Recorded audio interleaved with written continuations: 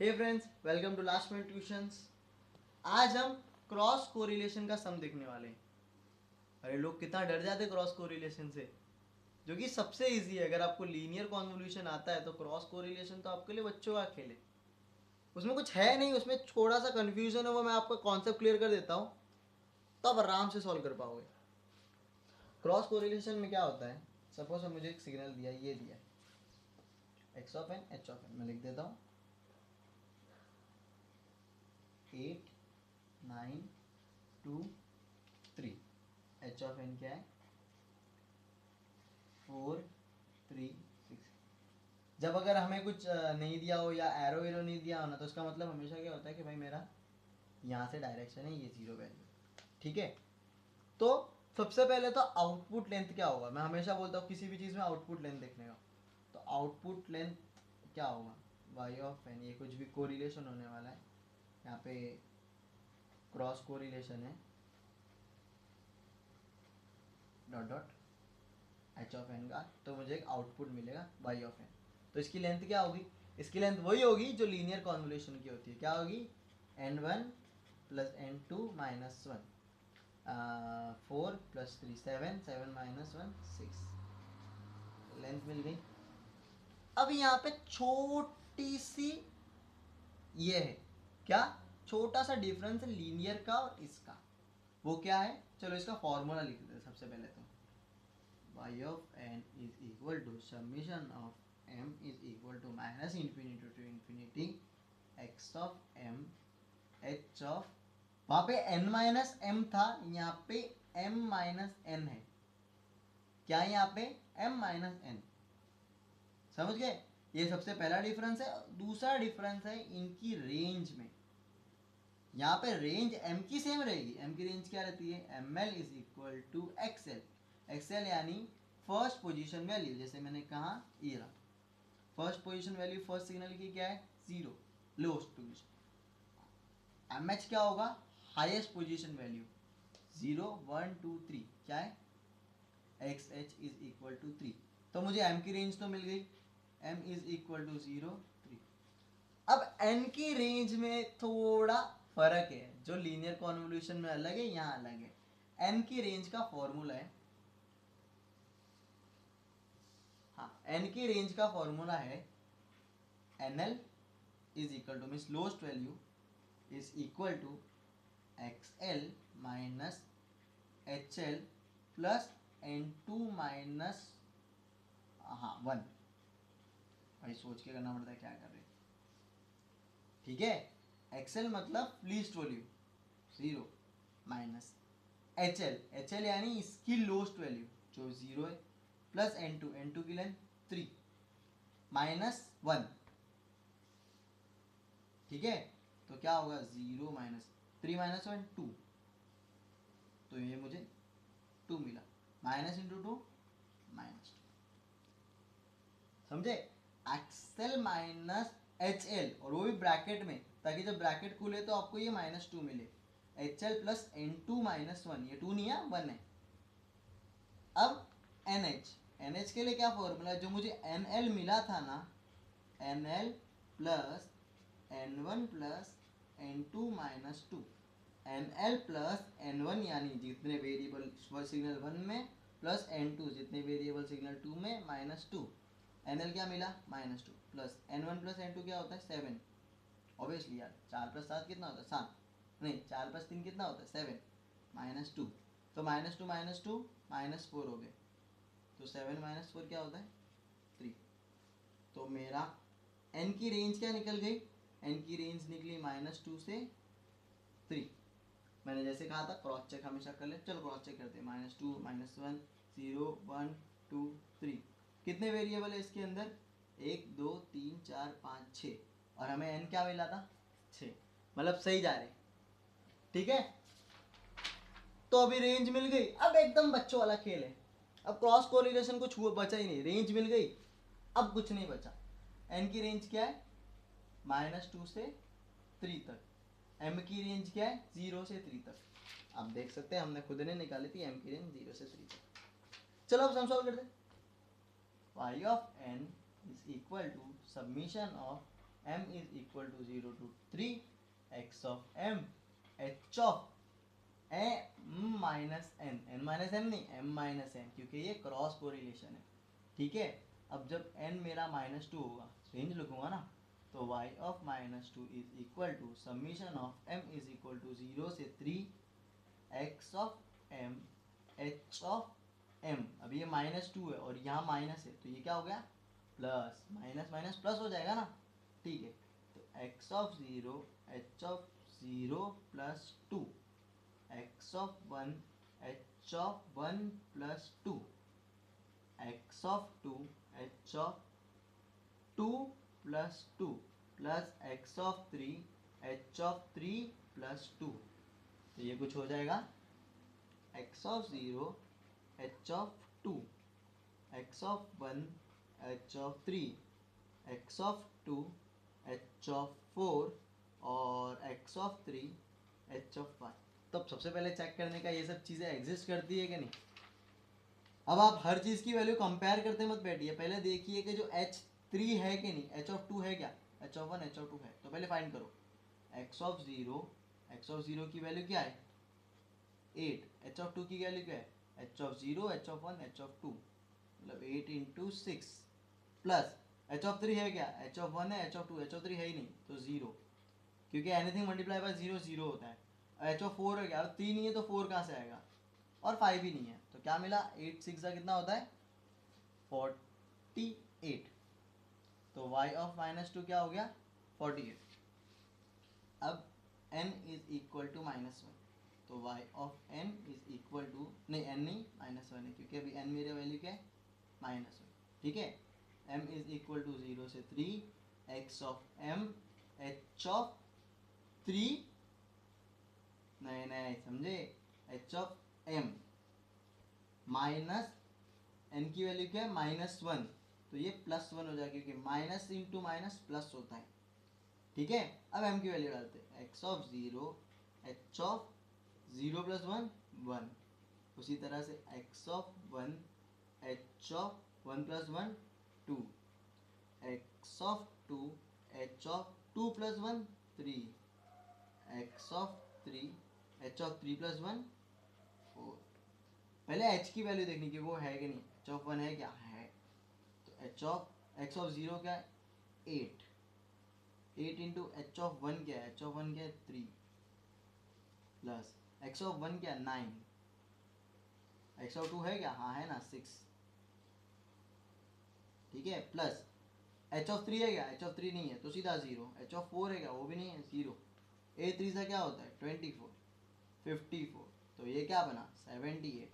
तो मेरा y of -1 क्या मिला 78, तो y of -1 is equal to 78। अब y ऑफ 0 देखते हैं, y ऑफ 0 m इज मतलब n मेरा 0 है, ठीक है, तो n इज इक्वल टू 0 से 3 x of m h of m।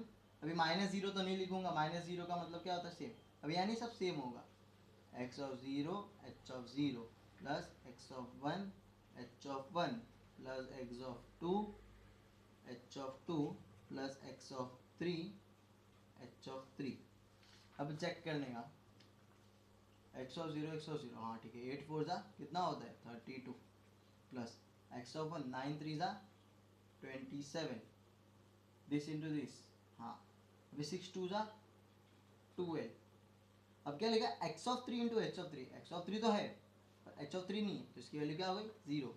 अब 32, अरे प्लस कर लेते हैं यार, इतनी मैथ्स अच्छी नहीं है, 7 11 3 4 5 6 7, क्या मिला 71। y ऑफ 0 क्या मिला हमें 71।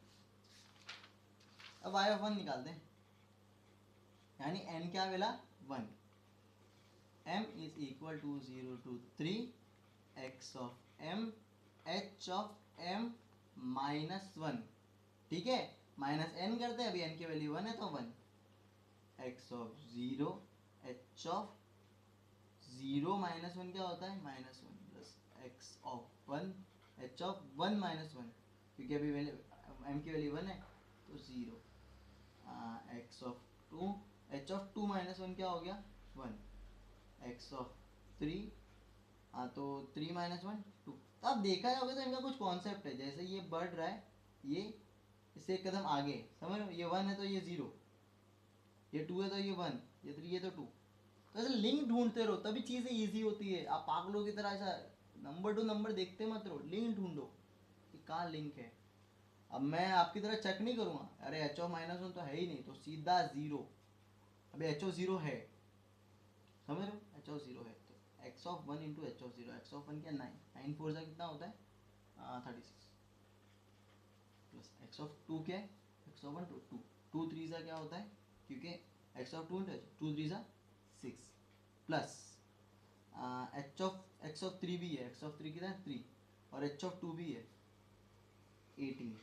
तो इनको मैं प्लस करूँगा तो 36 प्लस 6 42, 42 प्लस 18 तो 60। तो y ऑफ 1 की वैल्यू क्या आ गई 60।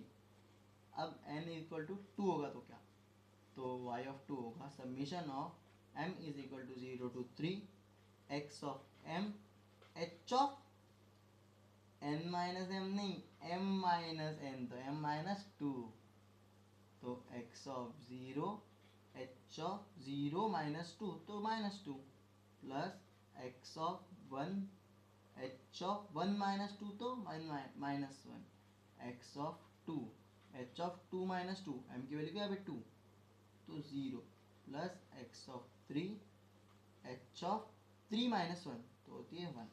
ठीक है, तो अभी माइनस 2 तो है नहीं h में क्या है सिर्फ 0 है, माइनस 1 माइनस 2 तो है नहीं, तो ये क्या हो गया 0, माइनस 1 भी नहीं है तो 0। हाँ h ऑफ 0 है, h ऑफ 0 क्या 4, 4 किससे मल्टीप्लाई हुआ है x ऑफ 2 से, x of 0 x of 1 x of 2, तो 4 2 सा क्या होता है 8।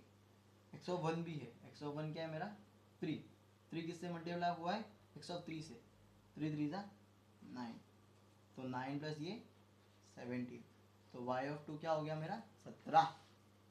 अब जब n इक्वल टू 3 होगा तो y of 3 m is equal to 0 to 3 x of m h of m minus n, m minus 3, तो x of 0 h of 0 minus 3 तो माइनस 3 होता है, x of 1 h of 1 minus 3 क्या होता है minus 2, plus x of 2 h of 2 minus 2 क्या होता है, अरे माइनस, हाँ 2 माइनस 3 क्या होता है minus 1, plus x of 3 into h of 0, क्योंकि 3 माइनस 3 क्या होता है 0। अब आपने कुछ कंफ्यूज मत होना कि डायरेक्ट वैल्यू क्या है, वैल्यू कुछ नहीं आ रही, मैं m की वैल्यू यहाँ डाल रहा हूँ और सीधा सब्ट्रैक्ट करके डायरेक्ट मैं यहाँ पे वैल्यू लिख रहा हूँ, क्योंकि हमें मैं छोटी छोटी चीज़ें तो यार आप स्मार्ट हो, आपको थोड़ी बताने की ज़रूरत है, और फिर भी ना समझे तो कमेंट बॉक्स में डालना, मैं फिर से पढ़ा दूंगा भाई, आई प्रॉमिस यू। ठीक है, तो अभी माइनस 3 तो है नहीं तो ये भी 0, एच ऑफ माइनस 2 नहीं है तो 0, एच ऑफ माइनस 1 नहीं है 0, एच ऑफ 0 है, एच ऑफ 0 किससे मल्टीप्लाई हो रहा है एक्स ऑफ 3 से, x of 1 x of 2 x of 3, H of 0 multiply हो रहा है एक्स ऑफ 3 से, तो 4 3 सा 12, तो वाई ऑफ 3 क्या हो गया 12। तो अब अगर अच्छे से देखें तो वाई ऑफ एन क्या मिला हमें, तो पूरे देखने पड़ेंगे ना भाई, हम यहाँ से निकाल रहे थे 48, फिर मिला 78, फिर कुछ 71 मिला था शायद, हाँ यहाँ पे 71 मिला था, फिर हमें 60 मिला, फिर हमें 17 मिला, और फिर 12 मिला। अब देखना है भाई डायरेक्शन कहाँ देना, डायरेक्शन है ना y ऑफ 0, y ऑफ 0 कौन सा था भाई, ये रहा 71, सॉल्व। अगर क्रॉस चेक करना तो ये लीजिए भाई, इन्होंने पता नहीं कौन सा मेथड किया है लेकिन ये मुंबई यूनिवर्सिटी में आया है, आपके आंसर देखिए 48 दिख नहीं रहे लेकिन ये सम है, अगर आप मुंबई यूनिवर्सिटी के सॉल्यूशन में जाके देख सकते हैं आंसर आपको यही मिलेंगे 48 78 71 60 70 12, और ये एग्जाम में आ चुका है और बहुत ईजी है। क्या है इसमें, सिर्फ लोग कहाँ कंफ्यूज होते हैं ये वैल्यूज में, और मैंने आपका कॉन्सेप्ट क्लियर कर दिया। हाँ आपको ये फॉर्मूला जो है x l minus n l plus n two minus 1 है 2 नहीं है, एन एच में माइनस 2 है माइनस 1 है भाई, लिख के दे देता हूँ, ये 20 बार लिख लो यार, मैं तो कह रहा हूँ 20 बार अब भी लिख लो, वीडियो स्टॉप करो और 20 बार एक्स के वैल्यू लिख लो, 10 मार्क्स के लिए आएगा, 10 मार्क्स छूटने नहीं चाहिए आपके। वैसे मैंने सॉल्व करके इसके फॉर्मूले अच्छे से नोट्स में लिखे, ऐसा नहीं है कि नहीं लिखे, आपके लिए मैंने लिखे हुए। अपने ईमेल आईडी कमेंट बॉक्स में डालो, मैं आपको जल्दी मेल करता हूँ। सम्स भी सॉल्व किए क्रॉस कोरिलेशन के, उसके एग्जाम्पल्स भी दिए, और आपके प्रैक्टिस के लिए कुछ क्वेश्चंस भी दिए उनके आंसर्स के साथ। सॉल्यूशन नहीं है, आंसर्स है, तो आप क्रॉस चेक कर सकते हो कि आप सही जा रहे हो कि नहीं। यूनिवर्सिटी के भी सम सॉल्व किए, ठीक है। अब एक छोटा सा एक और कॉन्सेप्ट देख लेते हैं ऑटो कोरिलेशन का। ऑटो कोरिलेशन में और क्रॉस कोरिलेशन में क्या डिफरेंस है? कुछ नहीं है, उसमें क्या दिया रहेगा आपको, एक ही दिया रहेगा, 1 1 2 3, ठीक है। अब आपको बोला रहेगा इसको ऑटो कोरिलेशन निकालो, सब सही है। ऑटो कोरिलेशन मतलब क्या होता है पता है? एक नया सिग्नल आपको खुद बनाना पड़ता है। सेकंड सिग्नल आपका क्या होता है, 1 1 2 3, हाँ सेम सिग्नल होते। अब 1 मिल गया, सेकंड मिला, बाकी पूरा फॉर्मूला सेम है। कौन सा? कोरिलेशन का। ये यही फॉर्मूला है, यही वैल्यू निकालनी है, यही निकालनी है। अब आपका जो दूसरा सिग्नल है वो आपको इसको वापस लिखना है और कुछ नहीं करना। तो अब इसका वापस मैं सम सॉल्व करके नहीं बता सकता आपको। हाँ मैंने अपने नोट्स में किया है तो आप वहाँ देख सकते हो, लेकिन कॉन्सेप्ट पूरा सेम है और आपको आंसर्स भी वही मिलेंगे, ठीक है। उस मेथड से एकदम राइट आंसर मिलेगा। ऑटो कोरिलेशन मतलब खुद का कोरिलेशन निकाल रहा है वो। चलो thank you so much video देखने के लिए। अपने दोस्तों को भी शेयर करो जो वीक हो डीएसपी में। लाइक करो, सब्सक्राइब करो। थैंक यू सो मच यार, थैंक यू सो मच।